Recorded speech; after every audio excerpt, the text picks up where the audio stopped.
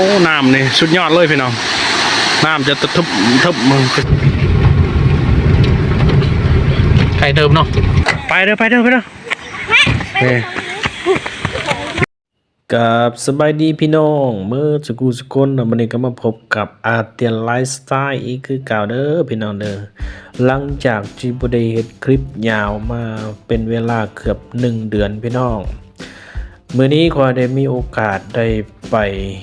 เมืองบัวลพานั่นเองพี่น้องก็คือไปงานแต่งของลูกลุงเนาะของอ้ายก็ว่าได้หรือว่าน้องชายก็ว่าได้พี่น้องหลังจากนั้นก็บรรยากาศอยู่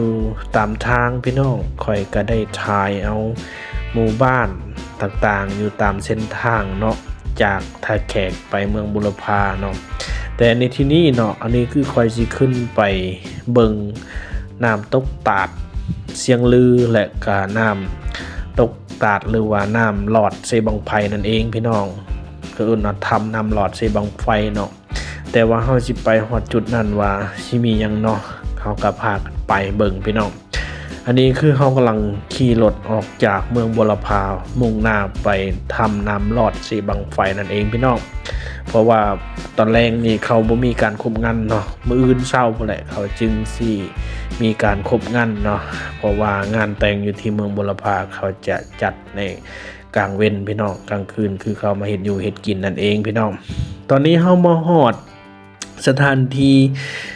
ทำน้ำหลอดเซบังไฟนะเฮาก็เลยสอบถามเบิ่งพนักงานอยู่นะฮะเขาบอกว่าผู้ละ 30,000 กีบแต่ว่าเฮานี่ไปประมาณ8 คนเนาะหลังจากนั้นเฮาก็เลยว่าบ่ได้เงินเฮาบ่เพียงพอพี่น้องคือเฮาได้มาเฮ็ดงานแต่งวันเฮาสิมาเที่ยวเนาะเฮาก็เลยกลับไปอยู่ที่น้ำตกตาดเชียงลือนั่นเองเนาะน้ำตกตาดเชียงลือบ่ฮู้ว่าเฮาสิใส่จ่ายเท่าใดเนาะเดี๋ยวเฮาสิไปถามเบิ่งพนักงานอยู่นะฮะเนาะหลังจากนั้นเฮาก็ขี่รถกลับคืนเนาะคือกลับไปทางเมืองบัวลพานั่นเองพี่น้องเพราะว่าเส้นทางมันก็ขึ้นภูลงภูนั่นเองพี่น้องนี่ก็บรรยากาศเนาะมีภูผาป่าใหม่คือเฮาฮู้หั่นแหละถ้าผู้ใดได้ไปเมืองบัวลพาเนาะแม่นหน่วยภูมันจะอ้อมตัวเมืองเนาะพี่น้องเนาะอันนี้คือเขาออกมาทางบ้านทับลาวบ้านกะอี้เนาะพี่น้องแล้วก็บ้านจากบ้านยังบ่ฮู้เนาะมันหลายๆบ้านนะตามเสียงเพลงที่เขาร้องเพลงไว้นั่นแหละนี่อันนี้ก็เป็นหมู่บ้านแบบบ้านนอกพันนาส่วนหลายจะเป็นบ้านชนเผ่าหลายกว่าพี่น้องทางเมืองบัวลพามันติดกับทางวิระนั่นเองพี่น้องมีสายแดนติดกับเวียดนามเนาะเป็นเมืองสุดของแขวงคำวันนั่นเองพี่น้องเมืองบุรพาเป็นเมืองที่มีชื่อเสียงโด่งดังหนึ่งเนาะนี่เราเข้าไปฮอดทางเข้าตาดเชียงลือนั่นเองพี่น้องเราจะแวะเข้าไปเบื้องซ้ายมือพี่น้องแต่มาฮอดนี่เราก็สอบถามมึงพนักงานเราก็บ่ได้ถ่ายเนาะคือว่าเข้าไปเบิ่ง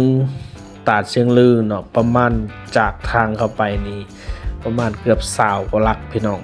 และเฮาก็ได้เสียผู้ละ 30,000 กีบแต่ว่ายกเว้นเด็กน้อยเนาะผู้หนึ่งเนาะรวมทั้งหมด 210,000แต่เฮาจ่ายให้เขา 200,000แต่ว่าอยู่ข้างในนี่เฮาบ่ได้จ่ายพี่น้องเฮาย่างขึ้นไปเบิ่งเองเนาะแต่อยู่ทำนำหลอดเซบังไฟเฮาได้จ่ายอยู่ข้างนอกแล้วเฮาต้องไปจ่ายอีกข้างในคือเสียค่าเรือเพราะฉะนั้นแล้วค่าเรือก็300,000เนาะทางนอกเฮาจ่ายทั้งหมดก็300,000ปลายเนาะ 7-8 คนรวมแล้วก็600,000 กว่าตกเกือบเป็น1,000 บาท1,000 กว่าบาทเนาะเฮาบ่มีเงินขนาดนั้นอันนี้คือบรรยากาศมาฮอดสถานที่เนาะน้ำตกตาดเชียงลือนั่นเองพี่น้องก็คือมีพนักงานหรือว่ามีคนมาเที่ยวชมเนาะเขามานั่งกินแบบซิวๆก็ว่ากันได้เนาะเขากำลังพัฒนาอยู่พี่น้องนี่ก็มีห้านขายต่างๆเนาะอยู่ถึงผู้พี่น้อง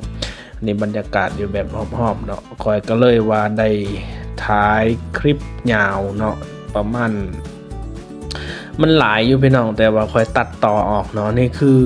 ช่วงฤดูแล้งมันจะเป็นน้ำตกตาดแบบนี้พี่น้องเอ้ยนี่คือน้ำตกตาดเนาะมันจะเป็นชั้นไปเนาะเราจะย่างขึ้นไปเกือบ10 ปลายกว่าลักพี่น้องเชื่อฮอดบอนจุดของน้ำตกตาดแต่นี่มันอยู่ข้างลุ่มได้พี่น้องเอ้ยข่อยเองก็ย่างไปเกือบครึ่งทางเนาะข่อยก็ส่วนหลายข่อยจะถ่ายเป็นคลิปสัตว์ลายกว่าพี่น้องแล้วก็คลิป ยาวกันประมาณนี้แหละพี่น้องเลยน้ำเย็น ยาเด้อ ใสเย็นดี ทำเชียง พี่น้องเลย ลือบ รรยากาศ เมืองบัวลำพาเก็บเงินเพิ่ม รีได้ โอ้ย เอาสำหรับคลิปนี้เนาะ เบิ่งนะเด้อเจ้าเมืองบัวลำพาเด้อ กดแชร์กด บ่ Subscribe ได้เป็นเจ้าเมืองแถวนี้เบิ่งแน่ กับช่องอัดเดียนไลฟ์สไตล์เด้อ พอละสำนี้ละ สำหรับคลิปนี้ขอลาไปก่อนบ๊ายบาย